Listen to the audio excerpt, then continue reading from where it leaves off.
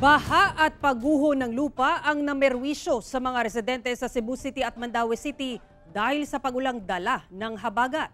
Alamin ang detalye sa ulat ni Alan Domingo ng GMA Regional TV Balitang Bisdak. Tuluyan ang gumuha ang lupang kinatitirikan ng bahay na ito sa Lower Talamban sa Cebu City.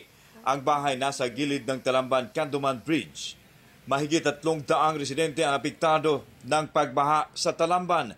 Kasama rito ang bahay ni Godofredo Asignar na tila naging swimming pool matapos pasukin ng baha. Pinasok din ng baha ang iba pang bahay. Mas ito kalamite para makapagawas din may pundo o matabang nila.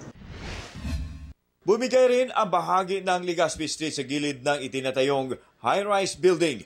Mabuti na lang at walang dumaraan sa lugar noong mga oras na iyon. Maayo ra gyud kayo sa among tan-aw gyud igo ra gyud siyang labot sa eskina in town nalusno na gina diha sir. Ayon sa Pag-asa, habagat ang nagpapaulan sa mga naturang lugar. Sa Mandaue City na inuulan din dahil sa habagat, ipinagluluksa ang pagkamatay ng 4 na taong gulang na si Dimple matapos mahulog at rin sa imburnal nitong Lunes. Kasagsagan daw ng ulan na mahulog sa baha ang tsinelas ng kapatid ni Dimple. Sinubukan niya itong kunin pero nalaglag siya sa kanal. Natagpuan ang katawan ng bata 300 metro ang layo mula sa pinangyarihan. Pag sa ospital, wala na jud siya. So, ka namang patay na jud siya niya. Sige lang papa niya, tirahan og tambal, murag na, dibalik siya og pitik. Mato na okay na siya. At mga balid 2 ka oras nilabay.